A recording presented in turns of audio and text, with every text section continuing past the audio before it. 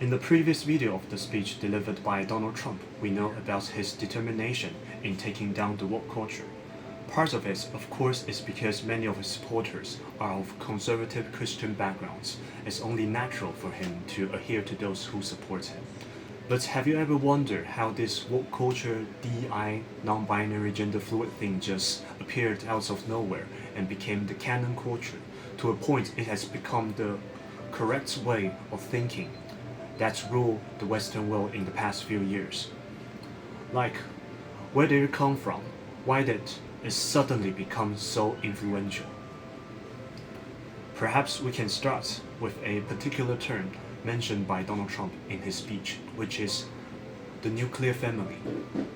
As part of our new credentialing body for teachers, we will promote positive education about the nuclear family, the roles of mothers and fathers, and celebrating rather than erasing the things that make men and women different and unique. You might be wondering, what does nuclear family have to do with this woke culture? Why did Trump, of all the things that he could have mentioned in his speech, mention this particular, seemingly irrelevant thing in his speech? What is the significance? In this video, I will explain very briefly about the historical backgrounds and the origin of the woke culture. I would also like to discuss the most frequently asked questions about the non-binary community and their discourses. What is a woman? What is a woman? What is a woman? What is a woman? It's not a trick question. Two-spirit penguin. What is a woman? Why couldn't these people answer this plain question straight away? What does someone who feels like a woman means anyway? It all started with a single key concept: the nuclear family.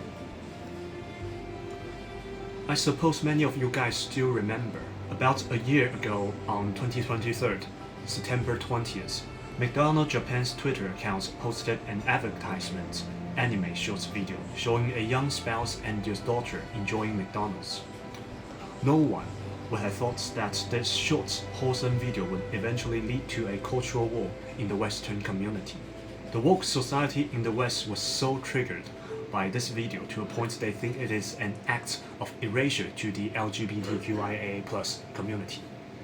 You can say that it ignited the heated debate between the binary side in the Western societies, the binary side and the non-binary, unironically.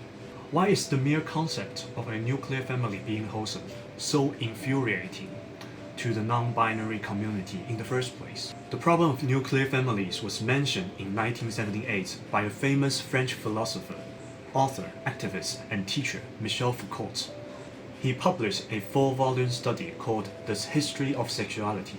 According to Wikipedia, it examines the emergence of sexuality as a discursive object and separate sphere of life, and argues that the notion that every individual has a sexuality is a relatively recent development in Western societies. In the second part of the study, Foucault describes a curious scene where a person from the 18th century needs to confess his sex life in detail to the priest.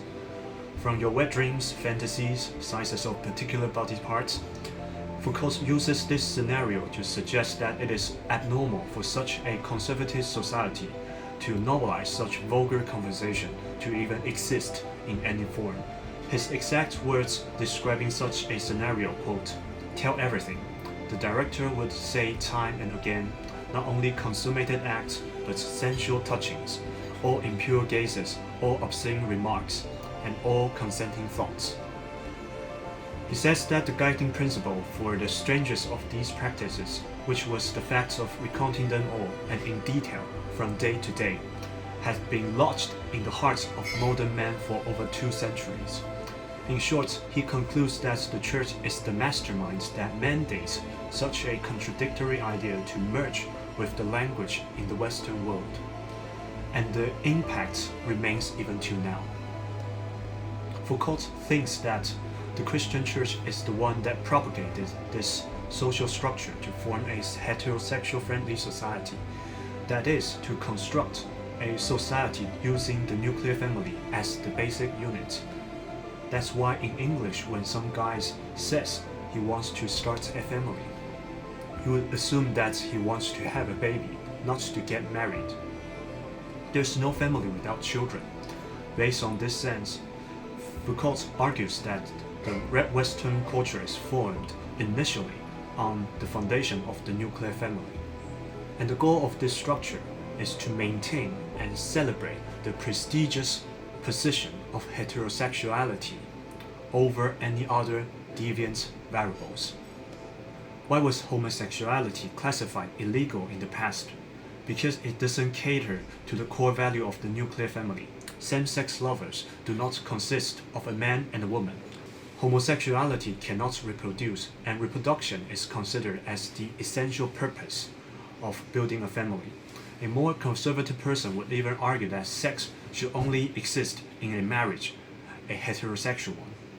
If you are just like me, who have been brain-rotted by videos of constant debate between the liberals and the conservatives, I suppose you have noticed that the function of marriage is a frequently mentioned topic by the conservatives.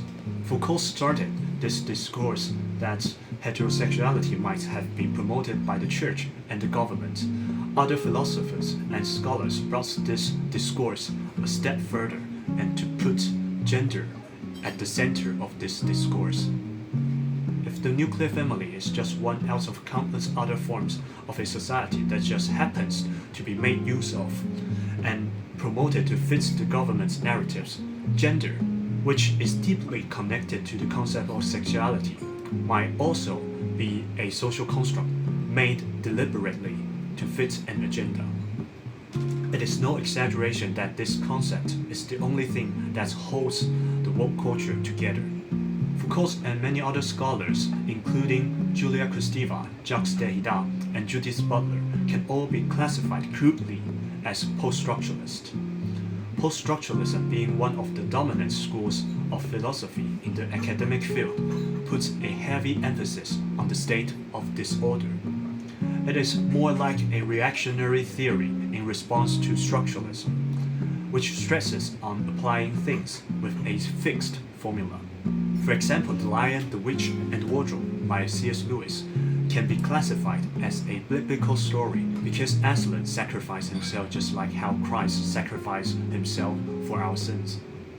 Black Myth Wukong is a Souls-like game because it took inspiration from games like Dark Souls and Elden Ring. Structuralism is all about seeking similarities, following patterns, and categorization. However, the downside of structuralism, according to post-structuralism, is that it will limit our ways of thinking, 2. Diminish the importance of individuality and creativity, and 3. Lead to binary oppositions. In response to the defects of structuralism, post-structuralism thus appeared. Among the post-structuralist scholars, Jacques Derrida introduced the concept of deconstruction, which views meanings as unstable and subjective. As the name suggests, deconstruction means breaking down any existing structure or rules and staying in the state of disorder. Deconstruction values individual perspectives. If everyone's unique in its own way, and right and wrong would be subjective, and there will be either no rules or countless rules. The core concept and the problem of deconstruction are the same thing. There are no rules. If there are no rules, no definition, it's almost impossible to follow, let alone getting everyone onto the same page. Up to this point, I suppose many of you have found out that such a vague theory cannot really be applied in most of the practical circumstances. Even Derrida himself cannot give a definition to deconstruction, and that's exactly the point. When being asked about the definition of deconstruction, Derrida answered, "I do not have a simple or formulaic answer to this question. All my writings are attempts to avoid this fearsome question." When it comes to literary analysis, deconstruction is more of a mentality that incites creativity, free play, and critical thinking. I doubt that Derrida would like to apply this theory on a much larger scale, which is gender. But here we are. If we apply this concept and merge it with Foucault's hypothesis of sexuality, We can assume that every individual has its own perspective of sexuality and gender, and if womanhood is a subjective concept instead of a fact, then anyone can be identified as one, as long as he feels like one. What is a woman? I think a woman is somebody who identifies as a woman. Got it. So that's not a definition. That's like saying a table is someone that identifies as a table. That's the definition. No, I know, but you have to tell me what. A person who identifies themselves as a woman. But you have how do you know that they are that thing? Also, since the point of deconstruction is having no objective definition, we can come to the conclusion that there is no fixed answer to every discourse they made, because the sole purpose is to be constantly fluid. What does that mean? It means the woke community, which entirely is based on such a theory, aims to deconstruct any fixed social structure into a state of chaos. At the same time, they cannot provide any definite answer, because a fixed answer does not exist in the first place. I hope this can make sense for you guys about some of the seemingly bizarre statements and concepts made by the LGBTQIA+ community. What is a woman? Why couldn't these people answer this plain question? What does someone who feels like a woman even mean? It is because the point of this movement is to demonstrate that gender can also be applied in the post-structuralist discourse. Therefore, gender is a subjective concept, just like everything else. If every subjective perspective is worth being taken seriously, what's wrong with a guy feeling like a woman, identifies as one? Why would seeing a nuclear family being wholesome enrage them so much? Because the concept of a nuclear family is the root of the one very thing they try to overthrow. I think that is enough for this video. Hope this video helps you have a more in-depth understanding of what is going on. If you want to know more about the context of this social phenomenon, please like and share the video. I still have something in the pockets to share with you guys. A subscription would be much appreciated. Thank you for bearing with my awful English. I would or would not be seeing you in the next video.